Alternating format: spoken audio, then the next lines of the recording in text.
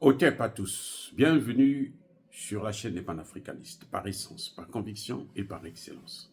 Celle des citoyens qui émitent par nécessité et obligation de combat.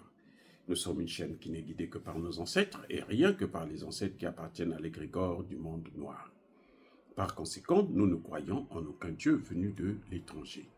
Toutefois, cette vidéo n'est aucunement destinée à inciter à la haine ou à la violence, car nous menons un combat qui est d'abord et avant tout spirituel, intellectuel et démocratique. Ensuite, il est politique, géopolitique et géostratégique, contre l'impérialisme, le colonialisme, le néocolonialisme et l'endocolona, qui sont tous qualifiés de crimes contre l'humanité. Nous menons ce combat sur la base du principe fondamental que nous avons hérité de nos ancêtres kémites, qui est celui de la Maharat, c'est-à-dire solidarité, vérité et justice. Vous êtes donc en droit de connaître la vérité et nous avons l'obligation de vous dire la vérité, rien que la vérité, afin que justice soit rendue au continent africain. Et ça, c'est notre modeste contribution. Dans cette noble lutte en faveur de la souveraineté, la dignité, la solidarité et l'unité africaine. C'est exactement ça que nous appelons le panafricanisme. Bien-aimés frères et sœurs,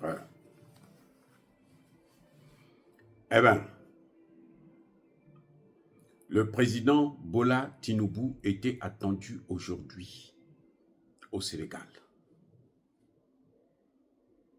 Le voyage a été reporté s'inédit. On ne sait pas quand est-ce qu'il va partir.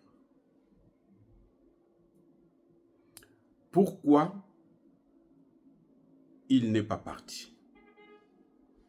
Vous savez, lorsque le diable vous tient par la queue, c'est difficile pour vous de vous en sortir. Tout ce que vous faites là est frappé par la malchance, est suivi, regardé par la malchance. Et oui. Un président ne se déplace pas comme ça. Quand un président se déplace là, il y a des négociations qui se font à l'avance sur les sujets que vous allez traiter. Vous en parlez d'abord. Vous traitez et puis maintenant, après, vous venez aux conclusions. Quand vous venez là, c'est pour signer seulement les accords. Il n'y a jamais eu. En tout cas, c'est des cas très rares, alors, à moins que ce soit une affaire inutile, banale, hein, pour que, bon, vous en parlez comme ça et puis tout de suite vous signez. Non. Mais pour des choses aussi importantes, comme un troisième mandat de Macky Sall, comme la volonté des Occidentaux de pouvoir enlever Macky Sall pour placer quelqu'un qu'il veut, eh bien, ça devient compliqué. Bola Tinubu doit avoir discuté avec Macky Sall avant d'envisager de venir sur place. Et quand il vient, en fait, c'est pour venir seulement pour finaliser les accords. On te donne déjà un aperçu, il y a des papiers qui sont déjà prêts, et puis tu viens seulement pour signer. C'est comme ça que vous voyez, on dit, oh non, ils sont allés, ils ont signé des accords, ils ont... Non, ces accords-là ont été négociés plusieurs mois à l'avance. Et oui, on finalise ça seulement. Plusieurs jours, plusieurs semaines, plusieurs mois. Là, par exemple, il y a l'urgence. Donc, c'est sûr que pendant plusieurs jours, ils ont discuté. Nous savons que le Sénégal, je vous ai déjà dit, Macky Sall ne pouvait pas faire une telle action s'il n'avait pas l'aval des Occidentaux, de la France et des États-Unis. Ce n'est pas possible.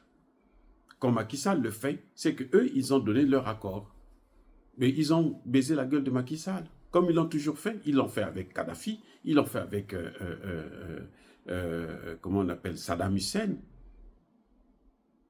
Et oui, ils vous disent une chose et après, dès qu'ils tournent, la signature des Américains est valable seulement le jour qu'on la signe. Ils ont fait avec Poutine. Vladimir Poutine l'a dit là encore dans sa déclaration. Ils avaient dit qu'on ne va pas élargir l'OTAN. Mais dès que l'ex-URSS s'est disloqué, tout de suite, la première des choses, c'était élargir l'OTAN. La première des choses. Ils ont même abandonné l'Afrique. Ils ont dit, oh, oubliez l'Afrique. Les Africains, là, on n'a rien à voir avec eux. Nous avons les pays de l'Est. Ils croyaient que là-bas, ils auraient les mêmes opportunités, les mêmes matières premières, les mêmes succès. Non, ça n'a pas marché puisqu'ils sont pauvres. C'est l'Europe, il n'y a rien. L'Europe, là, il n'y a que la Chine. Je répète encore, l'Europe, là, que vous voyez là, il n'y a que la Chine. Si ce n'est pas la Chine, l'Europe n'est zéro, rien, zéro. Eh oui, zéro, je dis bien zéro. Donc, Bola Tinubu ne pouvait pas venir puisque les négociations n'ont pas été finalisées. Et il devait savoir que ce sont les Européens eux-mêmes qui ont demandé, et les Américains qui ont demandé à Macky Sall de faire ça. Et Macky Sall ne peut pas sortir comme ça, parce que s'il part comme ça, mais il sera le président le plus... Alors, un vrai minable. Il sera humilié d'une manière où il va fuir le Sénégal. C'est vrai que, bon, il a déjà envoyé sa famille au Maroc, mais ce sera pour combien de temps? C'est juste parce qu'il ne veut pas qu'il ait des troubles. S'il a des troubles, bon, il sait au moins que sa famille est protégée. Mais il va pas faire, certainement, il ne va pas faire comme Senghor et les autres qui sont partis terminer au garage en France. Donc, si Bola Tinubu n'est pas parti, c'est parce que Bola Tinubu sait que Macky Sall ne va pas démissionner.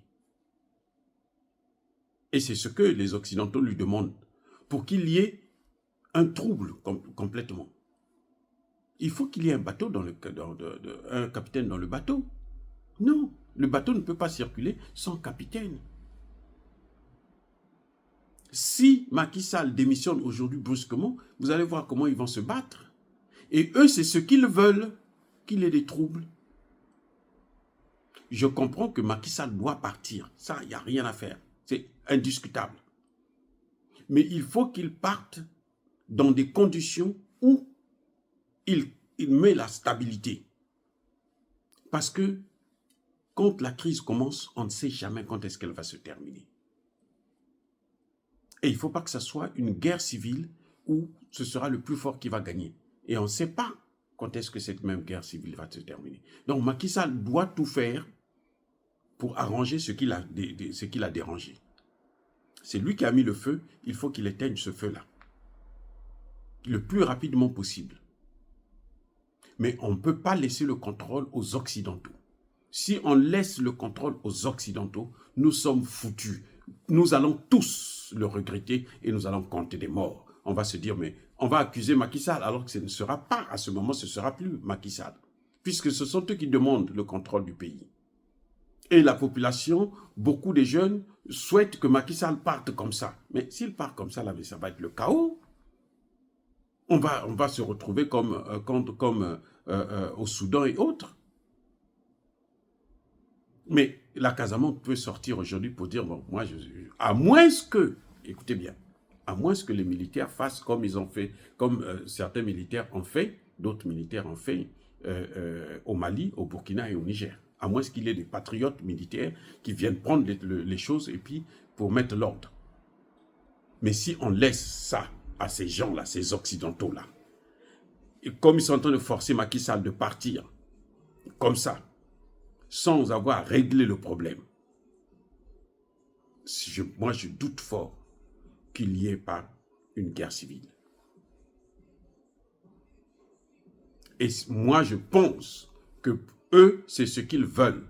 Parce que c'est quand il y a la crise comme ça, que eux maintenant, ils vont jouer avec les gens. Ils vont corrompre ici, corrompre là, les gens vont se battre et puis ils vont chercher à placer quelqu'un que eux, ils maîtrisent bien. Et nous, on va encore reprendre le combat à zéro, alors qu'on est déjà très avancé, puisqu'on a pu obtenir le départ de Macky Sall, sans qu'il y ait un troisième mandat. Parce que là, il n'a pas encore commencé le troisième mandat. Le troisième mandat devrait commencer à partir du 2 avril. Donc, surtout si on n'est pas fixé. Si on est fixé déjà, ce serait autre chose. Macky Sall ne peut pas partir maintenant, avant le 2 avril. En tout cas, ce n'est pas bon si Macky Sall parte. Il faut qu'on trouve des conditions, qu'on réunisse les conditions d'une transition pacifique ou d'un transfert de témoins. Si on n'organise pas les élections, Mais en tout cas, il faut qu'il y ait une transition pacifique. Et ça, je pense que c'est seulement Macky Sall lui-même. C'est lui qui a fait, qui a mis le pays à feu et à sang, c'est lui qui doit corriger ça avant de partir. Ne regardons pas le fait qu'on ne veut pas le voir. Nous, c'est vrai, tout le monde, même y compris moi, je ne veux plus le voir parce que c'est fini pour lui, il faut qu'il s'en aille. Il a assez fait, il a assez servi les Occidentaux, maintenant il faut qu'il s'en aille. Mais il ne peut pas partir n'importe comment, sinon nous serons des grands perdants. Et beaucoup parmi les opposants là travaillent pour les Occidentaux pour qu'ils puissent prendre le contrôle de la situation. Si vous voyez des gens qui attendent que l'OTAN, l'Union européenne puisse donner des rapports, des communiqués et autres, où est leur problème? C'est une affaire africaine. C'est aux Africains d'en parler. Si la CEDEAO intervient, c'est normal. Si l'Union africaine intervient, c'est normal. Mais l'Union européenne n'a aucun mot à dire. L'Union africaine exige, demande. C'est quoi ça? C'est quoi? Où est leur problème? Macky Sall est maintenant le président de l'Union africaine et européenne. Le Sénégal se trouve maintenant dans le territoire européen. Non, ce n'est pas leur territoire. Ils n'ont rien à foutre chez nous en Afrique. Quels que soient les problèmes que nous avons avec Macky Sall, l'Union européenne n'a rien à voir dans ça. Voilà, Macky Sall c'est un Africain, Sonko c'est un Africain, Karim Wade c'est un Africain. Ça ne regarde pas les Européens. C'est vrai que Karim Wade a 2 nationalités. Bon, sa mère est française, vous le savez, il ne peut pas enlever ça. Même s'il fait ce qu'il veut, il ne peut pas enlever ça. C'est l'hypocrisie seulement. Mais, pour nous, il reste un Africain. Et que par conséquent, ça ne regarde pas la France. Ça ne regarde pas Charles Michel. Quand il chasse les Africains, là, est-ce que vous entendez même un seul chef d'État africain se plaindre? Non, parce qu'ils sont chez eux. Qu'ils nous laissent régler nos problèmes nous-mêmes. Voilà. Or, dire cela, c'est inciter à la haine ou à la violence. Non. Yaba, colère, veyamalem. Encore une fois de plus, bien-aimés frères et sœurs, soyez bénis, abondamment bénis par le Dieu des Kémites et par nos ancêtres angélisés. Mais que tous ceux qui persécutent le continent africain le pillent et le déstabilisent, qu'ils soient noirs, blancs, chinois, arabes, juifs, indiens ou qui qu'ils soient punis, maudits, foudroyés, neutralisés, écrasés, effacés par le Dieu des Kémites et par nos ancêtres angélisés. Vive l'Afrique éternelle, je dis et j'assume.